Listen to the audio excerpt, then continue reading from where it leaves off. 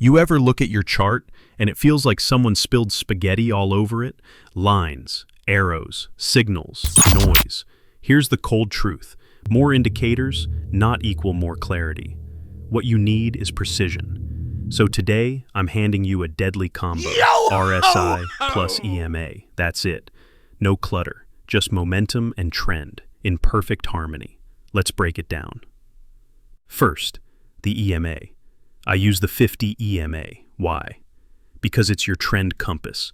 Price above the 50 EMA, we only look for buys. Price below, be short. Period. No ifs, no buts, no but it looks bullish on 5-minute nonsense. It filters out the noise, gives you trend direction, and stops you from fighting the market like a stubborn mule. Next, RSI, Relative Strength Index. Set it at 14 period. Overbought, 70 plus. Oversold, 30 or below. But wait, don't just blindly buy at 30 or sell at 70 like a robot. You're not here to be a slave to numbers. You're here to read the market's emotions. Here's the magic. Uptrend, price above 50 EMA. We wait for RSI to pull back near 30 to 40.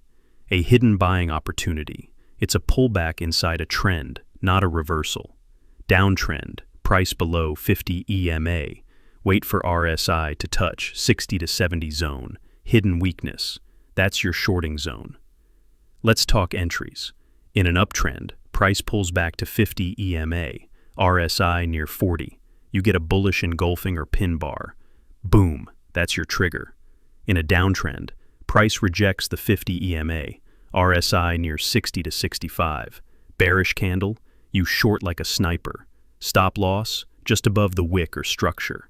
Target, 1 to 2 minimum. Let the rest trail. Here's the beauty. You're not trying to predict, you're reacting to confluence. Trend plus momentum equals probability. That's what trading is. Not guessing, not hoping.